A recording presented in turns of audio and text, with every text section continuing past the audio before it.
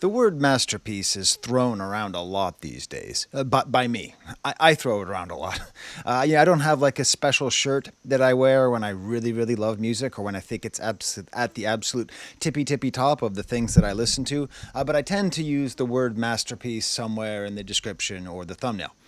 I'm not going to do that this time, even though this album is, by any metric that I think one could apply to anything, it does qualify as a masterpiece. But I'm going to refrain for a couple reasons. One, I just did a Lupe Fiasco video where I used that in the title, and I want you to take me a little seriously. And the other, it's very clear that the lead singer of this band, Cameron Winter, is all up in his head about what it is to be a masterpiece. So I don't want to contribute to that confusion. Instead, I want to let you know the sort of plurality of thoughts. Another thing that happens when an album is at the tippy top of my enjoyment and my appreciation is I have too much to say. I just have so many different angles because I try to have at least one framing device or one kind of narrative through line, a way of talking about my analysis, which might draw you in more than just like this good, this bad, here's the grade, right? So I have four. I have four potential titles and framing devices. I guess four thumbnails that would go along with them. And I'm going to share them with you. And I'm going to go through all of them in this review because they all basically circle around the same basic idea. They are as such. And by the way, I'm going to be doing at least 3 different thumbnails and titles. So whichever one you clicked on, you might say, yeah, I know.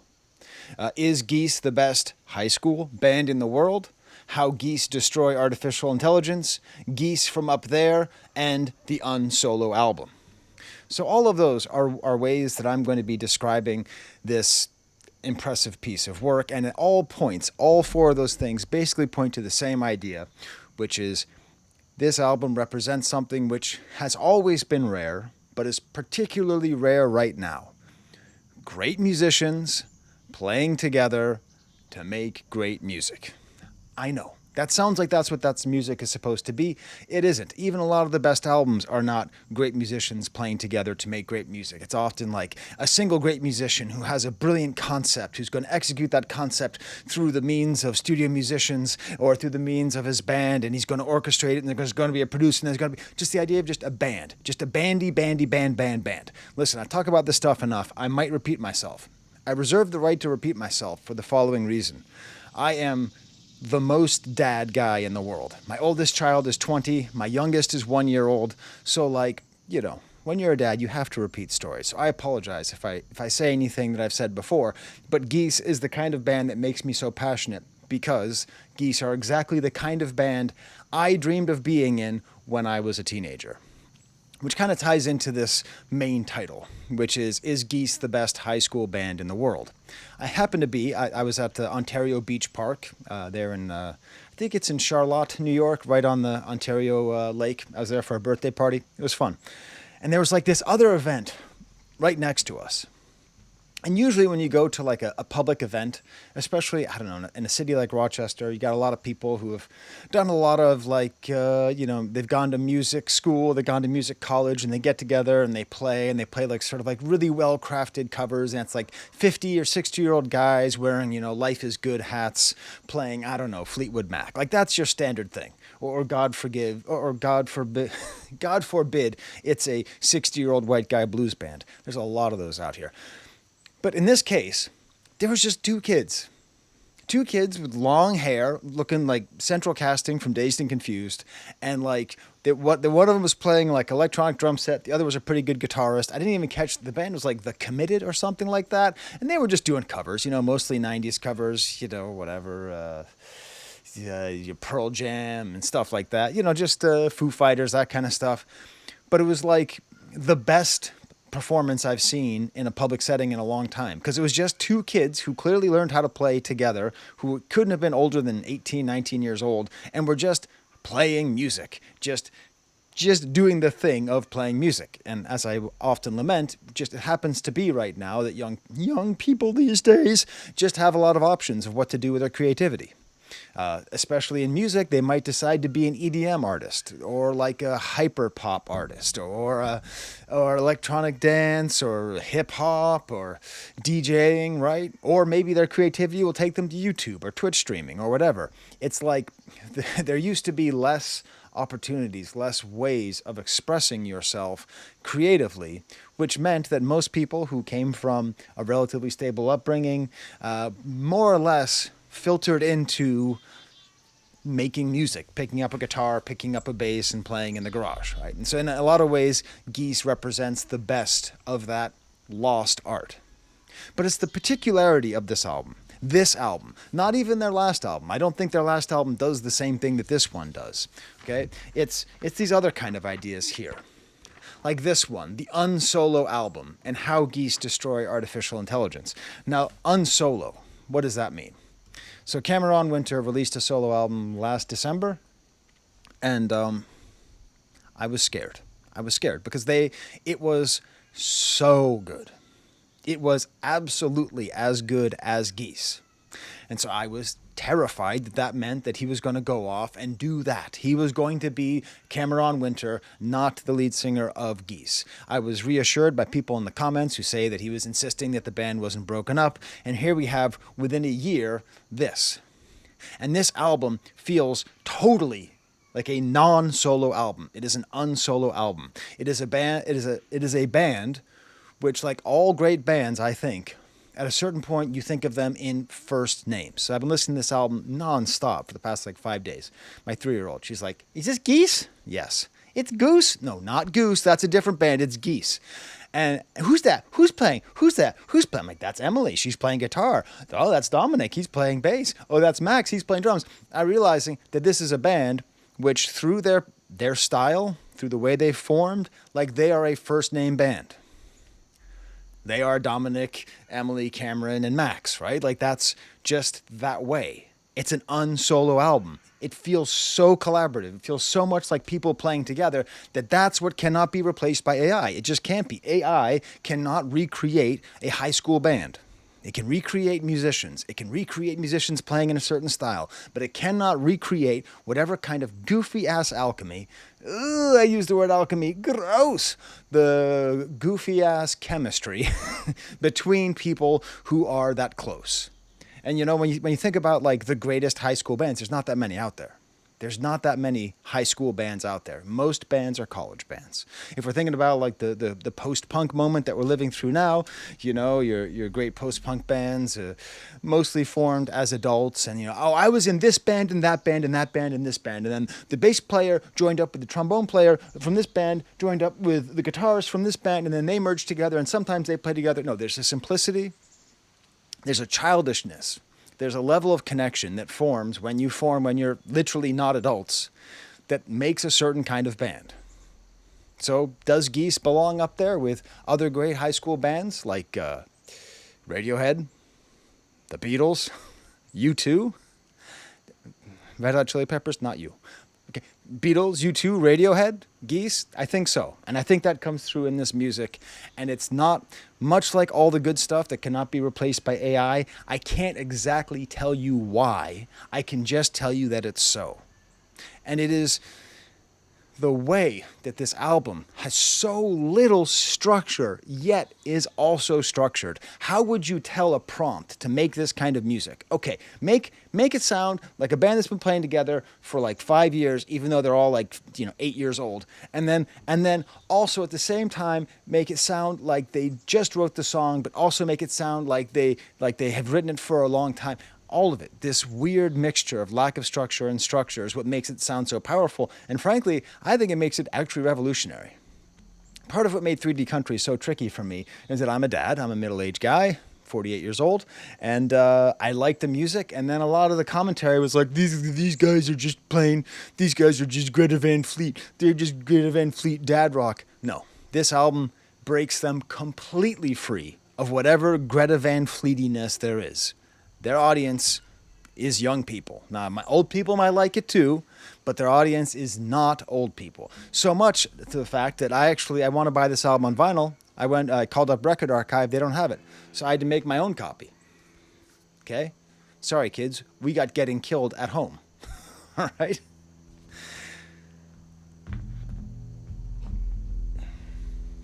It's this way that it feels so improvised. And according to something I read somewhere, they recorded it in 10 days, and I totally believe it. And this is what I'm talking about when we talk about why does a band matter. A band matters because I can feel a certain kind of feeling that you get when you are jamming, not necessarily improvising, but like working together, letting songs play, letting them breathe, letting each other lead. It feels to me like Max the drummer is leading most of the album, right? That there's this kind of like whole feeling. It's not Cameron Winter and the rest. It's all of them going together. When you have that feeling, it is like a high. It is like a drug. To go back to my own personal experience, my band, Misspelt Youth, that was our first name. That's now our final name. We went by the name of Irving for a long time with an E. Not a good band name. When we would play, and it was mainly, so there was 5 of us and then 2 of us left to go to college. I think Geese had the same issue.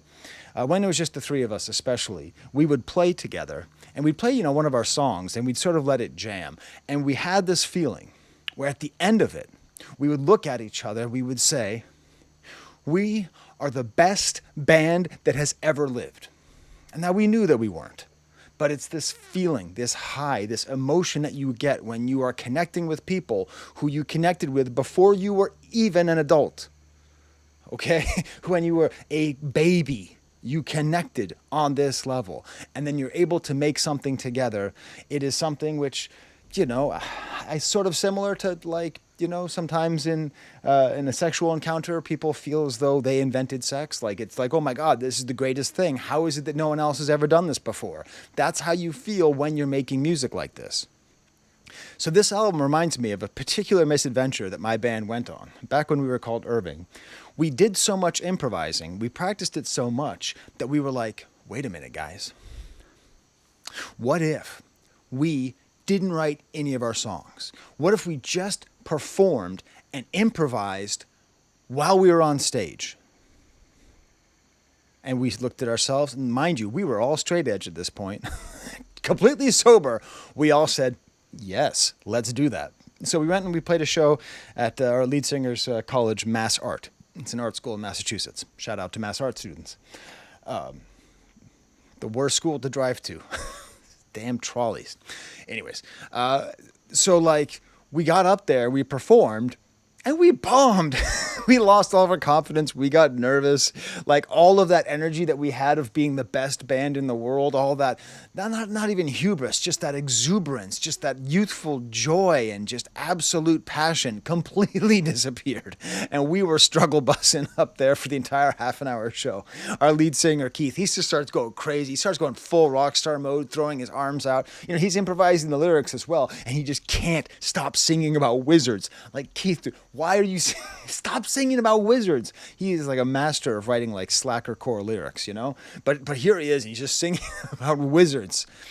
And this album feels at times like a successful version of that, which is why I think like certain themes keep coming back. I think that's why he keeps singing about sailors, because sailors, it just seems like that might be a theme that interests Cameron. And I can imagine that a lot of these lyrics were not written down. I can imagine, I don't know, but I can imagine that there's no lyric sheets, that the music is played and they play and they jam and he starts going. And some of the way the lyrics are repeated, you feel that way. Some of the lyrics themselves are the kinds of lyrics you sing when you do not have them written down.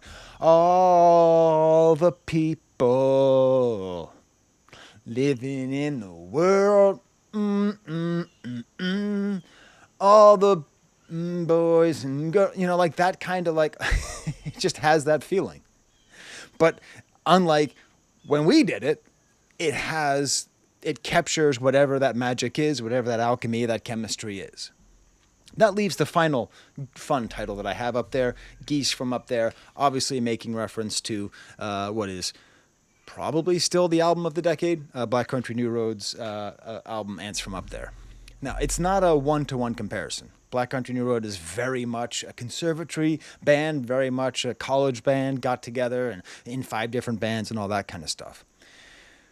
But what Ants from Up There did, and it's amazing production by Sergio Machetsko, which, by the way, if you are seeing me now, it is thanks to Sergio Machetsko. He reached out to me and got me connected with the band, which put me on the radar of all the post-punk and rock and indie rock kids. So if you've ever seen me, thank Sergio.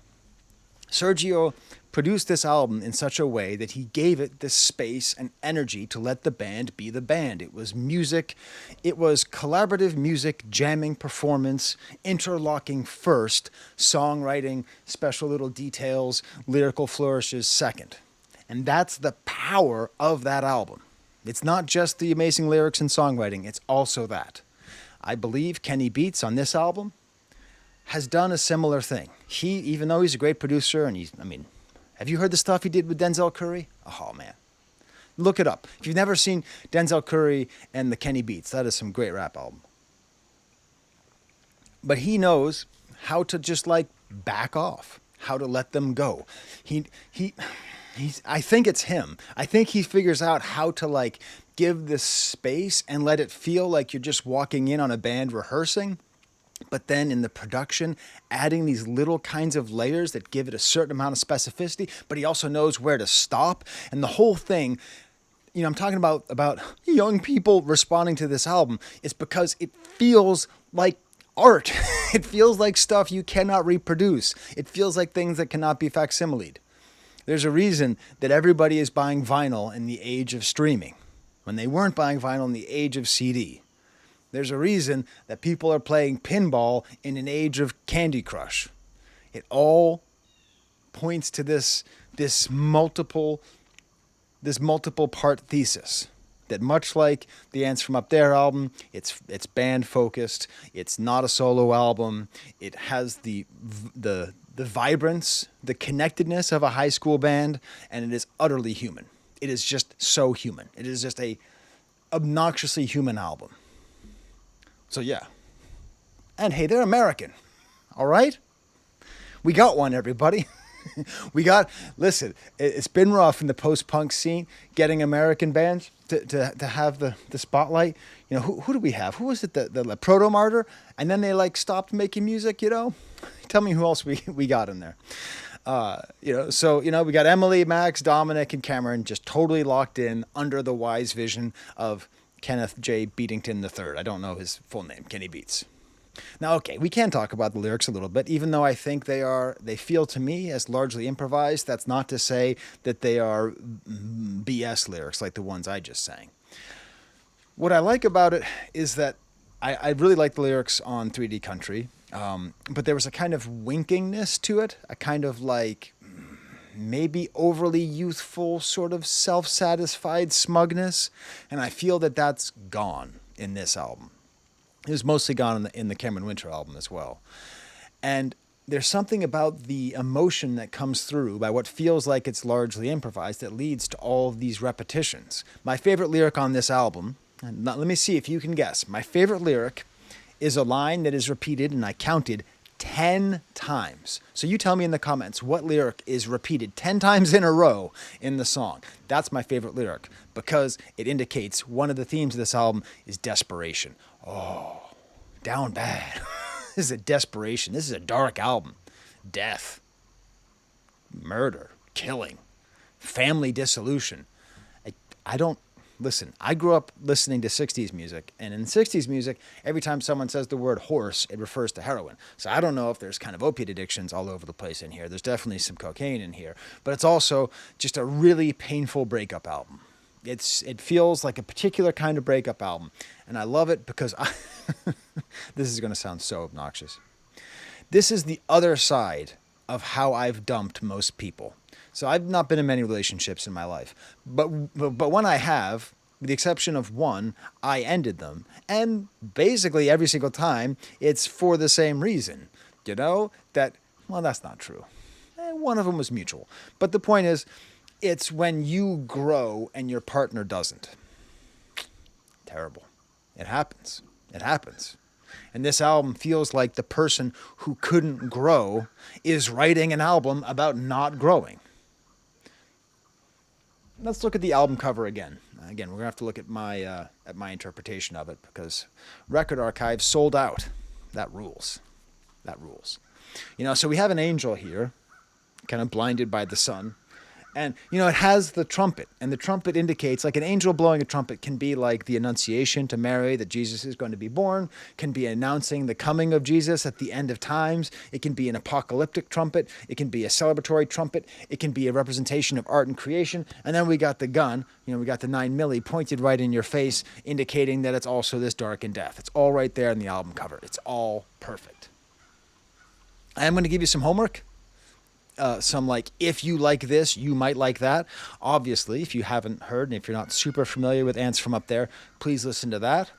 I also think, lyrically and stylistically, the number one comparison I'm going to be drawing here is to Nick Cave.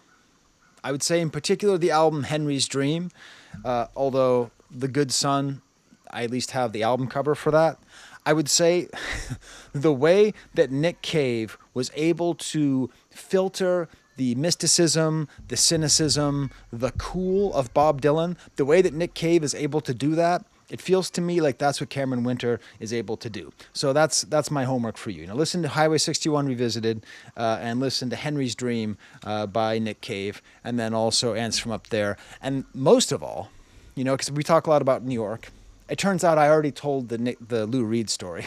Anyways, I'm obsessed with New York as a place because it's always been a place for posers. It's always been a place for privileged posers who like to pretend like they're cool. Lou Reed is the king of New York, Mr. Cool Guy, but he's from Long Island and he got his degree at Syracuse. He's no different than whatever you think of the guys from Strokes. Anyways, but when it comes to New York, the New York Dolls, where's my CD of New York Dolls? Who took my New York Dolls CD?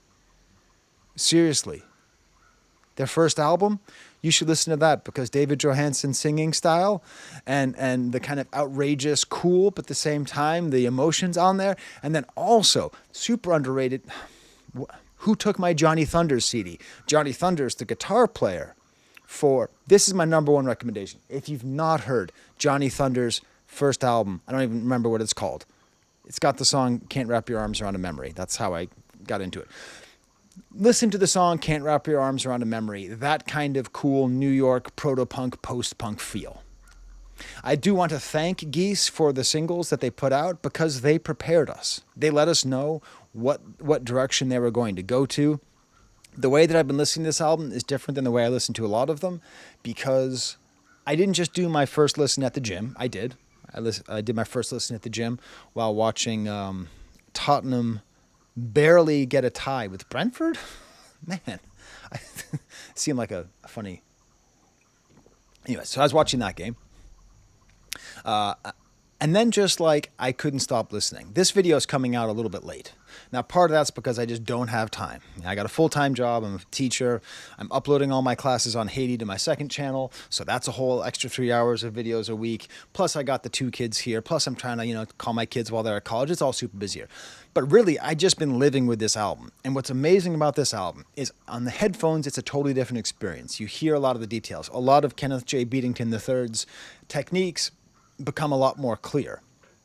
And you can listen to it in the car and it works, but you put it on in the living room, it just fills up the house. My kids, my wife, everybody in the house has just been listening to this album and loving it. It's just so wonderful. The second half of the album is definitely superior to the first half of the album, but it is different in a way that then makes the first half better. It's a weird thing. It elevates the first half because of the way that it's different. And if you're listening to the album on repeat and it just curls right back over. So I forgot to say who I am. Thank you for auditing the Always Positive New Music Review Show hosted by a French professor who 23 minutes in tells you who I am.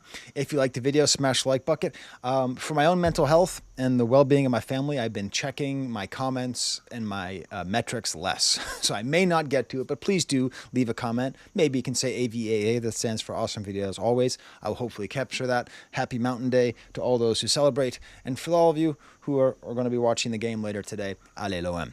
Okay, so let's get to the album. Starts off with Trinidad. I've already done like a half-hour video on Trinidad, so check that out in the description. I love that they're starting with this song because it starts off loose. Just like, and it puts the desperation up front. Okay, guys, I'm going to be a conspiracy theorist. I think they changed the mix in between the single and the album. I think they changed the panning so that it's a little bit more jarring and janky in the first kind of chorus. I don't know. Remember when I talked about this song last time? And I dropped my daughter off at college? I didn't understand. He's the bomb. He's the bomb. Why didn't I think of that? Why was I taking it so literally? He's the bomb. The guy driving is the desperate person. He's going to kill his family. Demonetized. He's going to kill his family. He's going to lose his stuff. He's the bomb in the car, which is why he is so frantic. So go check out my review of that. But then we get to the Cobra. My main question I had listening to this album the first time was the two singles that I had reviewed. I'd listened to so many times that I had them stuck in my head and they were very sticky. My question was, are the rest of the songs just as sticky? The best way to know is, can I get the song stuck in my head because I don't edit, right? So I can't just go and listen to the song when I'm talking about it. So it could be challenging because I'm trying to remember what the songs are like. And it works. Every single song, I now am saying Cobra, and I can hear the sort of gentle guitar, the kind of George Harrison-y like slide happening, the rattling bass, this breezy sound. It's in my head. It's stuck in my head. Let me wash your feet forever. This guitar sound is this nice respite, calm after. There's a bomb in my car, guys. Let me wash your feet forever. And the desperation of these lyrics, this breakup album. Baby, let me wash your feet forever. You can stay in my house forever and ever and let me dance away forever. Is dancing much like the wizard? Is this a premeditated theme, or is this just something when singers have to improvise singing, they might go back to certain themes and certain styles of things to talk about? So maybe that's what this is. Maybe he just talks about dancing and horses. Maybe that's just a thing that just comes up, dancing, horses, and sailors. Keith couldn't stop singing about wizards. Of all the things, you know how they do things like, hey, if you could go back in time and see anyone in concert, who would you see?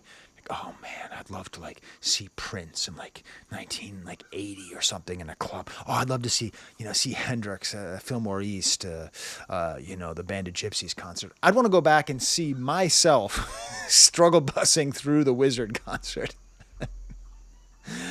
And it's not like when I say it's jammy, you might think that I'm talking them because Goose is the name of a jam band and Geese is the name of this band. You might think I'm talking about like a jammy jam band. They go right up to the edge without ever being an actual jam band. And this whole theme, you can make the Cobras dance, but not me.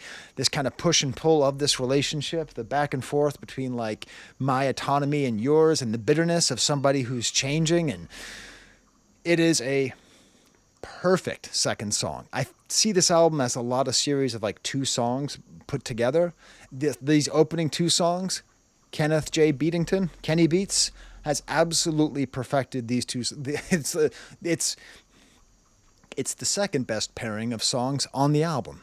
Then we get to the song Husbands. Max Bessin, everybody, the drummer, I think he's leading this song, these great plodding drums, the guitars fading away. It almost sounds like an old school kind of rap sample. This lyric, I'll repeat what I'll say, but I'll never explain.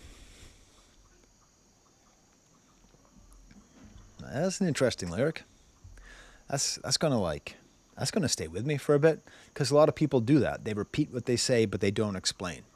And they think that's the same thing as explaining. They think that's the same thing as clarity. Is he talking about himself, or is he talking about somebody with whom he has interacted? I don't know.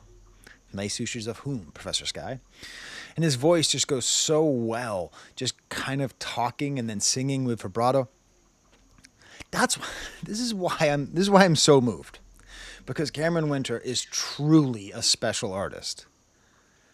But he is so elevated by having this group of people around him who clearly care about him and clearly know him, and that's that same thing. How is it that Radiohead never broke up? It's just great. Just these great sweet layers. The more if you listen to the song on just on a Bluetooth speaker, or if you put it on your hi-fi when you have it on vinyl like I do, you might not pick up how sweetly layered this is, these layers of guitar. And then at the end of the chorus, this really beautiful guitar just comes curling in just on the right channel. Just, I assume that's Emily's magic. I don't know. Will it wash your hair clean? When your husbands all die. You know what I mean? Listen, there's some kind of crisis going on here. We got the first song, we got Trinidad, we got all of them. Sister are dead in the bed, and everybody's dead. And then the song's like, your husbands all die. Well, you know what I mean. When I said a lot of this feels improvised, you know what I mean. That's like the number one thing you sing when you're just trying to sing something. Okay, so here's where I wrote a note to myself. Have I even mentioned how the drums are produced so full? That's the thing. Not only is, I believe, Max leading the song, the way I predict this song works, and I think a couple of the songs probably work this way, is probably Max just started playing, and then the rest of the band started playing with it, and then the singer started figuring stuff out. That's how I figure it probably goes. It kind of goes Max and Dominic, and I figure Emily and Cameron start playing something together, and then Cameron starts singing. It has that feel. And if it isn't that way, it at least feels that way enough to get me excited.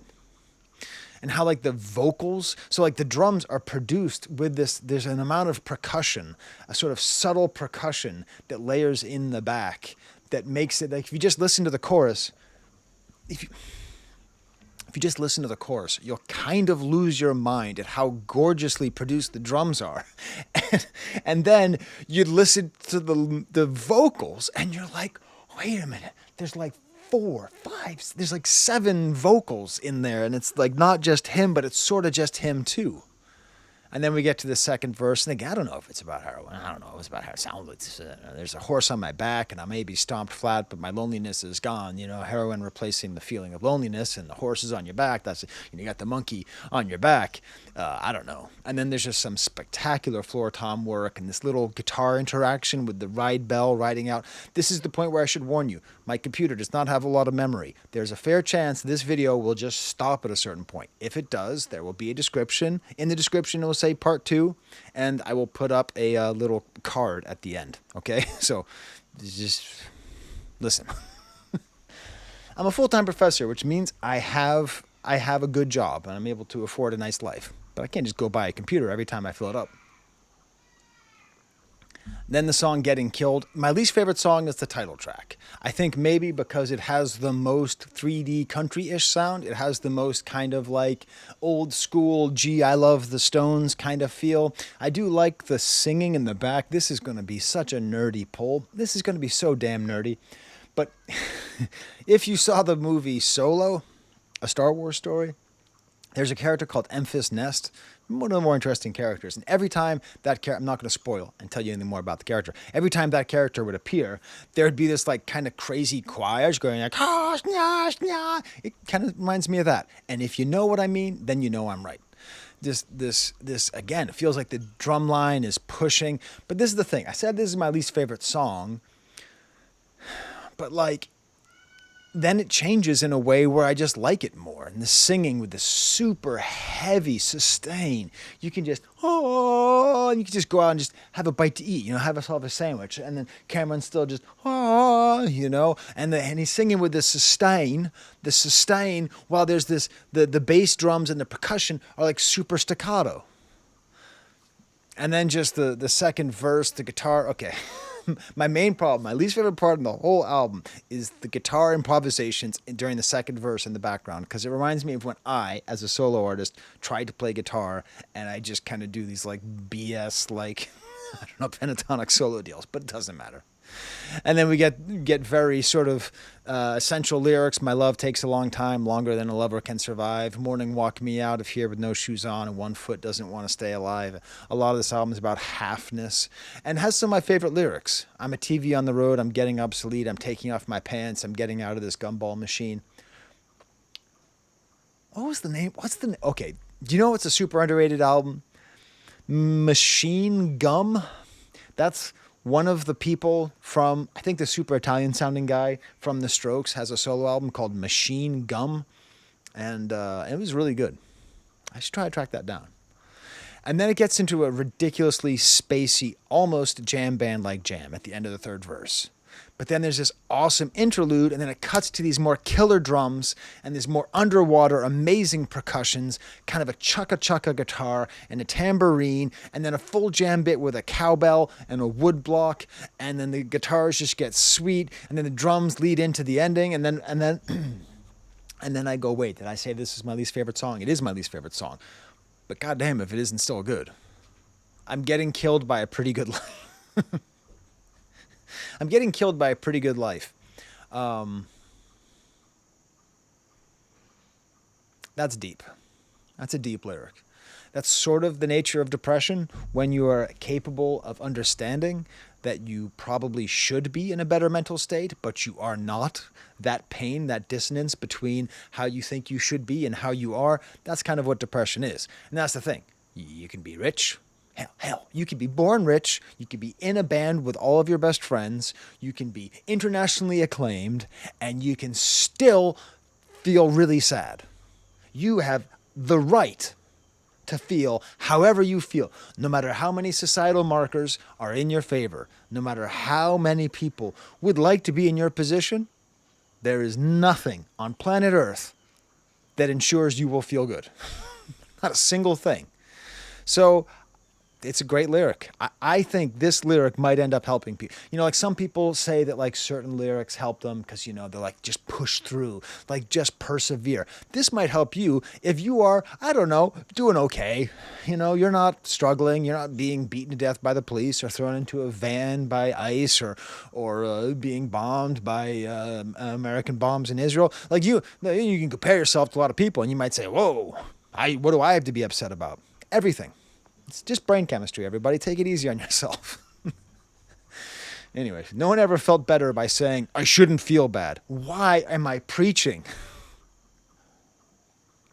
I know why I'm preaching, everybody. Did you know why I preach so much? Because I love being a dad, and I know that people who are my children's age watch me and look up to me.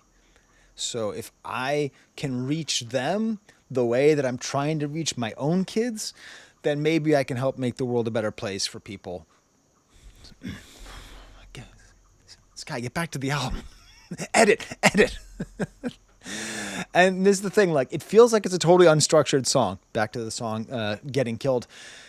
But the way these outro voices just are quiet in the back and you realize it's actually pretty structured after all. Like you can think it's got no structure at all and they're just jamming around, just yeah. But then actually it leads to this really tight crescendo. The next song is called Islands of Men. This was maybe the stickiest song on the first listen, you know, of the non-singles. And it's really important because the lyrics themselves, I mean, it starts off with this kind of wood block and it sort of speeds. The guitar kind of hammers on.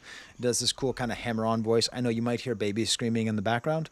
I can see my wife. She is currently getting them bread and butter as we speak. So they are no longer hungry. That's that sound. But this is a really important song because it is tied into the theme of truth, which we'll get to in a second. You Look Green. Total Tom York lyric. You look green like you've been to see islands of men, thought you'd find what it means, peace of mind. You can't keep womankind in your dreams. You can't keep running away. The way the bass and the drums start to chip in here. So this is basically it's like just drums and like a little bit of this hammer-on guitar. But then right after he sings these lyrics, like the bass kind of goes in and the drums start. Every single time there's a new song, I get it stuck in my head. That's a sign this is a really sticky album. From what is real and what is fake. You can't keep running away from what is real and what is fake. Watch out, everybody. It's a cloudless sky in suburban Rochester, New York.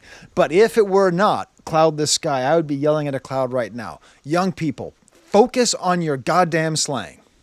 Okay? Focus. It means something. Why? Gen Z and millennials. Check your vocab. You do not have to indicate when you are not lying, when you are to being honest, when you are truthfully. So many times people just say truthfully, to be honest, honestly, keep it real, no cap. it makes sense because we live in the time of social media. So not only do we not know what's real and fake because there's so much actual fake news, like news that is not real, not just slanted, but things that are just completely created. There's so much artificial intelligence. There's so much creation. There's all this stuff, right? We have a hard time distinguishing what's real and what's fake. That's a real problem that you kids are facing right now. But it's infiltrated into your language to the point where you start with the presupposition that you are lying the rest of the time, which is leading to this whole sense that we have of things aren't real. And you might be sitting there, you might be saying the other thing.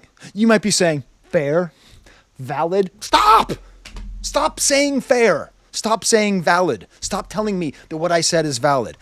I know it's valid. I said it. Sorry, hit the microphone. It's an extension of the same idea. Fair, valid, that's fair, that's valid. It's mostly millennials who are saying that. But still, you don't need to tell me it's fair and valid. It's insulting because that implies that everything else I've been saying is not fair. So we've now reduced it that our conversations were everything that I don't specifically indicate me saying is a lie because I didn't say it truthfully. And everything that you tell me I think is invalid unless I respond with valid. Way to go, Sky. But it's a really important theme. You can't keep running away from what is real and what is fake. When I started doing this channel in 2018, I started paying attention to this new post-punk moment. And at that point, the majority of lyrics were about what is real and what is true. And I think it's a really important theme, and it's where we are right now in our life. What is real and what is true. Okay? When I was a boy, when I was a kid in the 90s, it was more about like what was authentic, not what was real, because everything was real, but it was like, what is real? What is authentic? What is not captured by the larger forces? What has not been just bought and sold by Pepsi and or Coca-Cola? Now it's just like what is real, what is up, what is down. The sound of the twangy snare after the first chorus. Kenneth J. Beatington, excellent drum production. The high, sweet voice and the insane sustain up until he goes into the word lazy eye and this funky guitar after the line is repeated so many times. There's even that little Brazilian thing, which people always tell me what it is, but I always forget. You know that thing? You know that thing? That thing? There's that just way in the back. And also, we need to give Dominic, the bass player, some props here. This is maybe his strongest song on the album. And then the voice and the horns come in and just pair along with the voice. And the sustain of his voice is going with the sustain of these horns. And it builds and it builds and it builds. And it feels like the whole thing, in addition to being about not being obsessed with being obsessed with having to take stock of what is real and what is not, is a lot of kind of red pill stuff here. We got sort of like man is an island running away all the time to this horrible place. This does feel like it's kind of a condemnation of men. A full outro jam, just kind of like talking and joking the whole way through.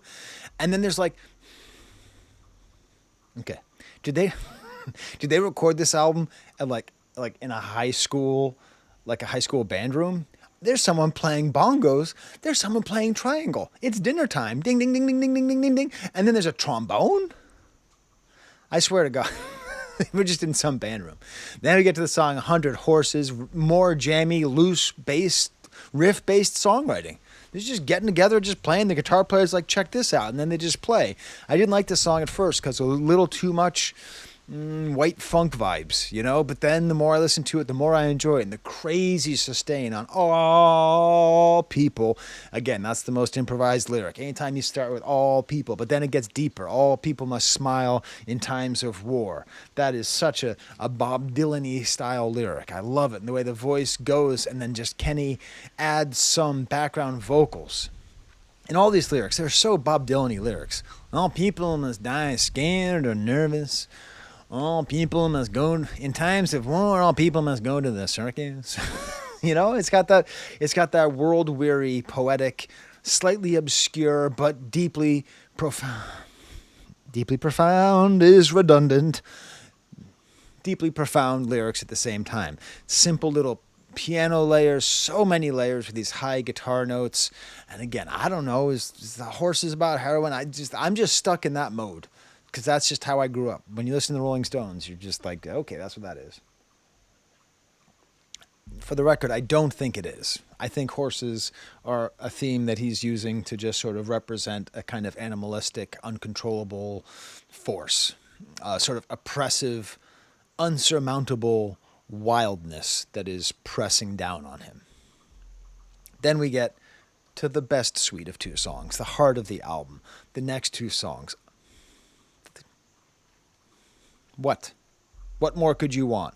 Half Real, probably my favorite song on the album, yet I've taken the least notes on it. These rising single notes that just get strummed and resolved and just plucked like an Italian mandolin.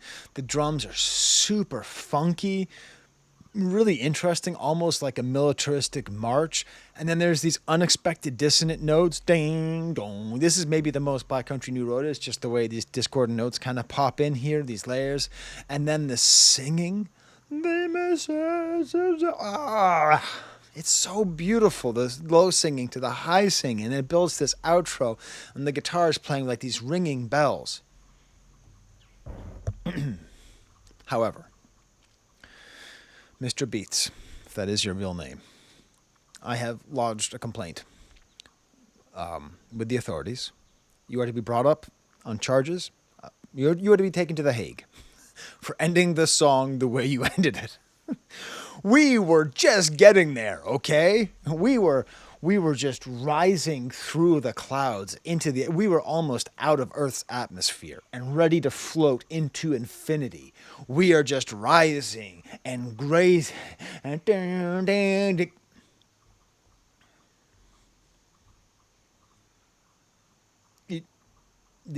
Did I get did my dad run out of? Am I not on Wi-Fi? What happened to the rest of the song? Kenneth J. Beatington, you criminal. It's a criminal choice. And this is the heartbreak of these lyrics. They may say that our love was only half real. All right, so we're getting into the nature of this relationship. The love was only half real. They may say that real love is a nail in the wall. Okay, the understanding a nail in a wall, that like I assume what that means is that there's supposed to be a sort of passivity of women and a aggressiveness, a penetrating aggressiveness of men. I assume that's what that means. I know that's crude, but also a kind of certainty and understanding, like a nail in a wall. It's a nail in a wall, and that's how a lot of a-holes feel. But that's not how I feel at all. So he's saying how he doesn't feel it, and it's like he doesn't know. I want to know what love is. It's like he wants to know what love is, but he doesn't really know. But he's talking like they might say our love is a half real, but what's the half that was real? And everything in this whole song is just broken into halves. There's something in the back of my mind and in the front of my mind too. I got a half of mine to pay for the lobotomy, get rid of the bad times and the good times too. Like he's trying to, like, if it was half real, then he can't trust it, and it doesn't have. Well, it's real to him, isn't it? Because he says they say love is half real. But he's trying to erase all the memories. He's trying to erase all the memories, and even the good ones, so that all of it is gone, the halfness or not. They may say our love was only half real, but that's only half true. I don't understand those lyrics precisely, but I understand them emotionally. And then we get to the next song, Au Pays du Cocaine, which is translated as You Can Change. You Can Change is the name of this song. And what a pairing of this song with the last song. I feel like I hear people typing. Weird. A very strange, beautiful pairing. Just these two songs, this breezy high guitar notes with the bass that seems to be following from the last song.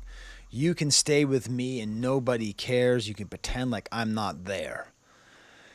Continuing this theme of this love that just didn't work. And then we get to my favorite lyric of the album. My favorite lyric of the album is You Can Change. You Can Change sets up so many things. Like you can change and still say the same. You can change and I won't leave you. You can change this and this and that. It builds up this tension. I swear, I don't think there's a lyric sheet where Cameron Winter has written down You Can Change X10 and then the next lyric. But it creates this amazing emotion. The desperation is in the repetition. You can change. You can change. You can change. You can change. You can change. Halfway through, you can change. You can change. You can change. You can change. You can change. And how's he going to end it? And still choose me. Thunk. Oh, God. Arrow right through the heart. Thunk. 2 arrows is too much. I'm dead. I'm dead. You can change and still choose me. No, she can't. Or he can't. I don't know what kind of partners Cameron has. Why would I assume that? I don't know. You can't. If your partner changes and you can't change with them, it's over. I'm sorry, it's over. It's over. Like, especially if it's growth. If it's growth, you're totally cooked. You either grow with your partner or your relationship ends. And I hate to be the person to tell you that if you don't know that. Cameron's trying to tell you. He's trying to tell you that this can work, and he knows it can't work. He knows how painful it is. He knows it's not working. So you can change, you can change, you can change, and still choose me. No, he, she, or they cannot. They have to move on, and you know it, and I know it, and now everyone else knows it.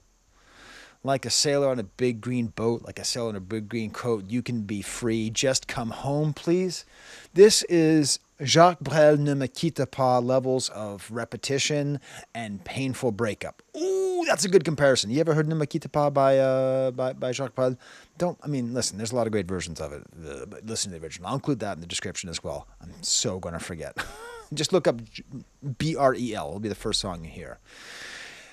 This little melody on the guitar that's then echoed by the bass, and that you can change over and over again, and the repetition of the sailor theme that came from the last song, and then ends with the terms "I'm all right," which is the essential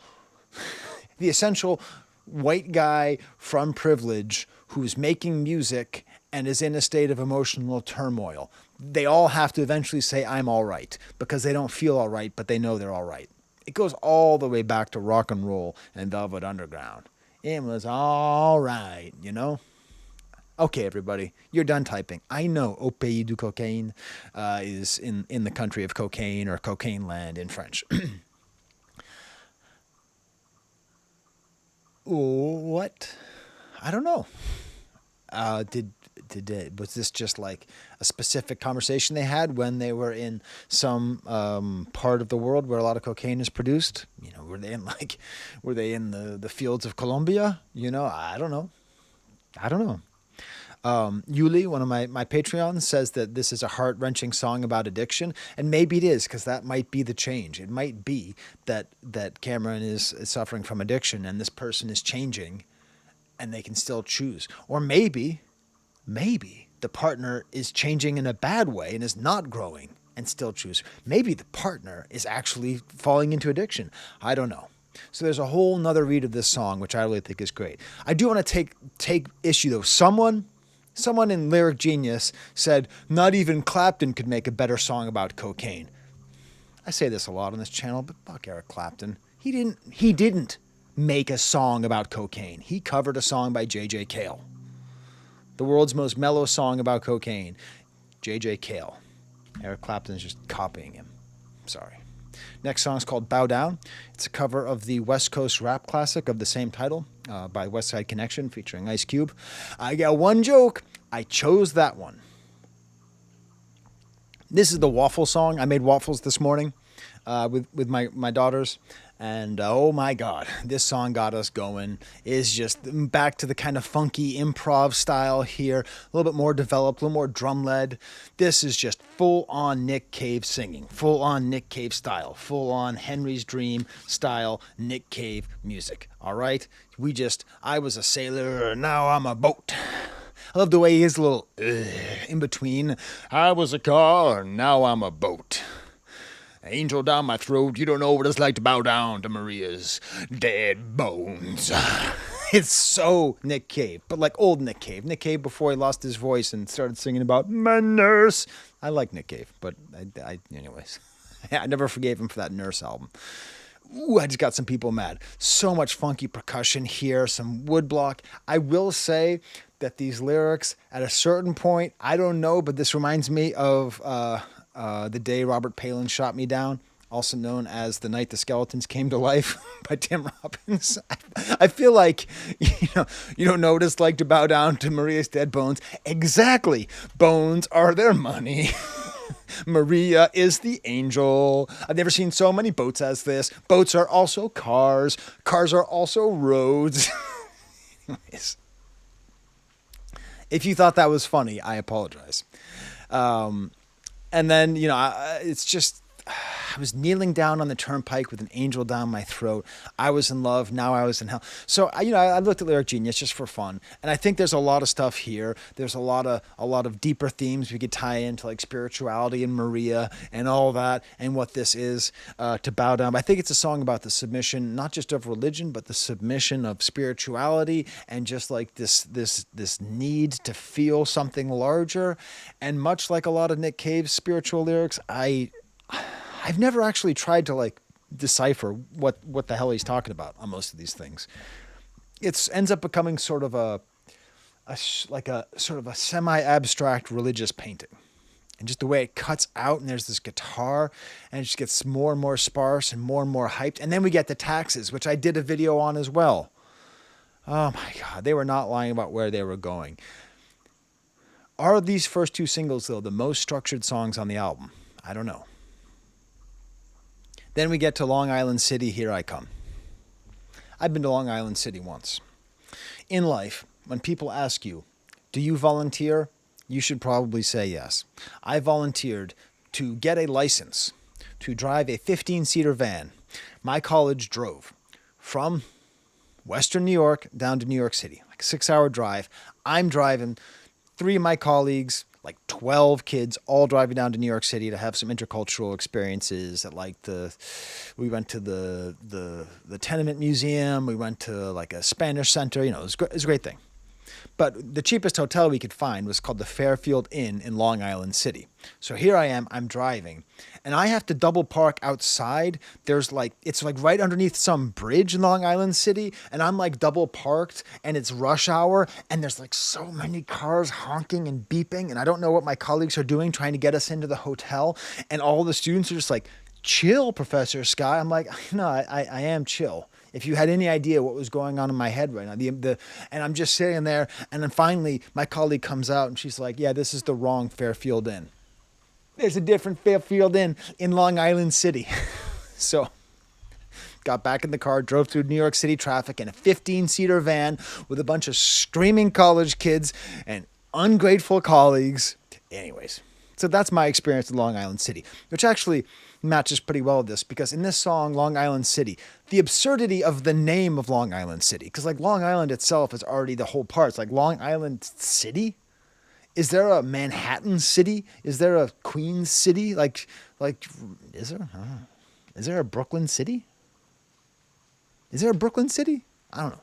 Point is, like, man, it's a weird name.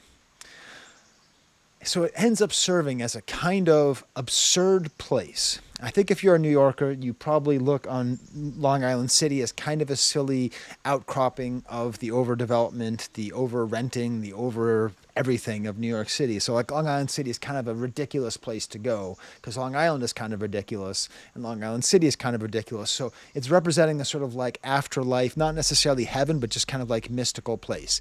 And I'm now going to make a reference, which I don't think anyone's waiting for. Soul Coughing. Soul Coughing was a white indie funky band of the 90s. They were good. Their best song, in my opinion, was a song called Screenwriter Blues. And there's a lyric. You live in Los Angeles and you are going to Reseda. We are all, in some way or another, going to Reseda. Someday to die.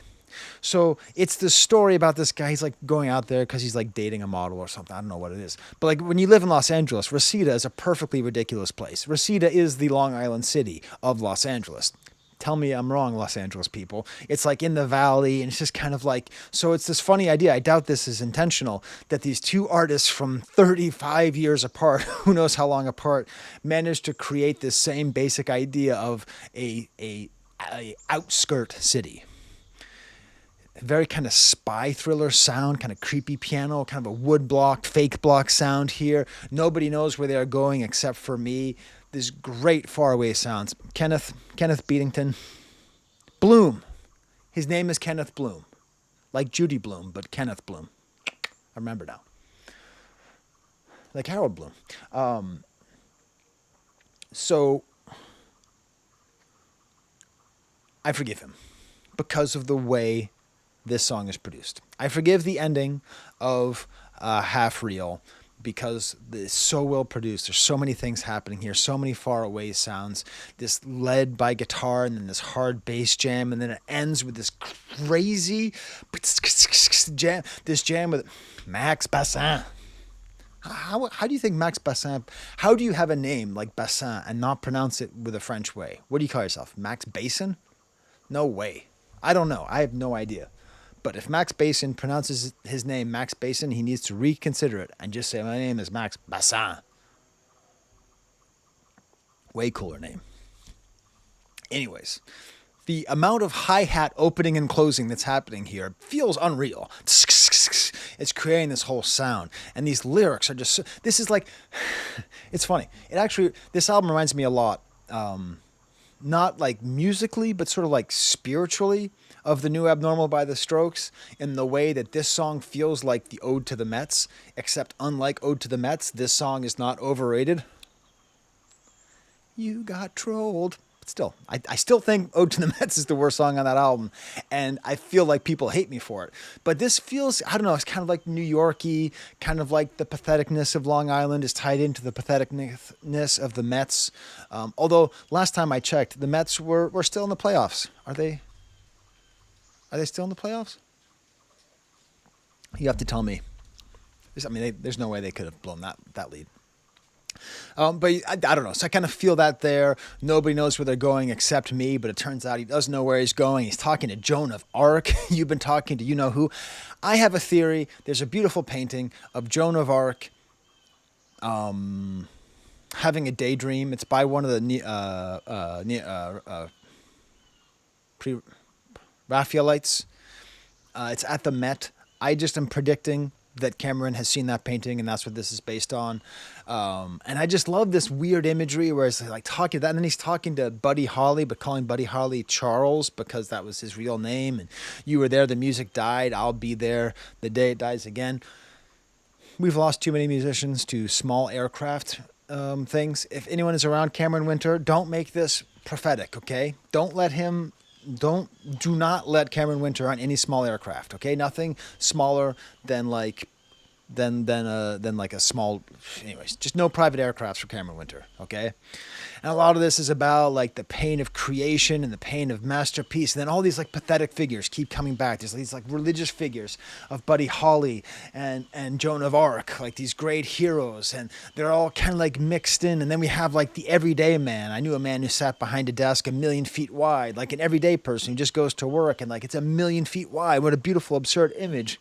He laid down his hammer and died, tying together white collar work and John Henry when he was a baby, like all tied into that idea of just we're all being kind of worked to death, whether or not we're using a hammer or we're in front of a desk trying to work for some other. And this pathetic image of I knew a man big and fat, born without arms and legs, born to jump in the air and clap, like people who are born to do things that they are not capable of doing. He said, hang me from a yo-yo or a rope and I'll be hanging by my neck all the same. So too shall I reach Long Island City one of these days. I feel like I totally understand these lyrics, even though I don't feel like I can explain them to you at this present moment. Maria cried out to me. This is the same Maria, I assume, whose bones he's crying to. You can either leave or you can stop playing that cowbell with your gun, because there's so much percussion on here and there's a gun. So we now have the image of the angel as the angel of the cover. Do you want me to show you the cover of the album again? The actual angel from the album cover right there, playing a cowbell with that gun that she's pointing at you. Like Charlemagne in Vietnam. This is so confusing because Charlemagne, was the leader of the Franks and one of the unifiers of what we now call France, although great emperor, one of the most powerful people in the history of the world in terms of conquering land in Europe. But then Vietnam is where empires went, go to fall because, France lost Vietnam right before America invaded and tried to make sure it didn't go communist. That didn't work out too well for there. So until I get home, I am not anyone. Long Island City, here I come. Like Charlemagne on the midnight bus, I have no idea where I'm going. Here I come. So he starts off saying he knows where he's going, and he ends saying he does know where he's going because he's a young guy and he's singing about life, and he's in the middle of, he's just had this terrible breakup, and he's trying to figure out what's going on with this band. He's trying to figure out like what is a masterpiece, like how do you make a masterpiece. That was on the solo album and this. So, dude, surprise! I think you just made back-to-back masterpieces between your solo album and this album. And he doesn't know where he's going, and he does know where he's going, which is sort of like how we feel, I think, when you're in sort of a flow state, or when you're in an artistically positive space, or when you're doing things really well and you feel like you're going and you don't know where you're going. And it's just awesome. I watched the live version of this song when he played it solo, I think at Hamilton College. And it's fine, but it just is a reminder how much better it is with the band.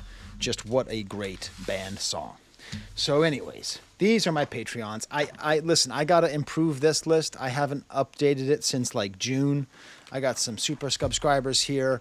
I keep forgetting to do it. I apologize to my Patreons. I give a lot of exclusive content. I did a Kanye movie review on there that's not on here. I did a whole video about how I almost quit YouTube last month.